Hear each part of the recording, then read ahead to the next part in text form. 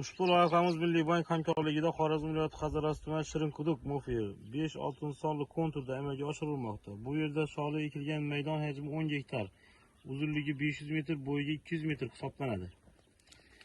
Bu yerdagi ekinlar zamonaviy usullar bilan parvarishlanmoqda. Hozirda ekinlar unib chiqqan bo'lib, ekinlarni yetishtirish 90 kun davom etadi.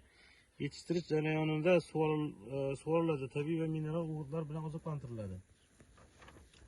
Ushbu loyihaga 43 ta dehqon xo'jaliklari biriktirilgan. Har bir dehqon uchun o'rtacha 25 sotikdan yer maydonlari to'g'ri keladi.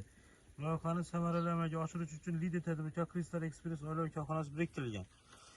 Ushbu loyiha bo'yicha har bir gektardan 6 tonna, jami 60 tonna hosil olish rejalashtirilgan. Mazkur ekin yig'ishtirib olingandan so'ng ikkinchi ekinga ham yuqori daromadli ekin turini ekish orqali yer egalarining daromadlarini yanada oshirib boriladi.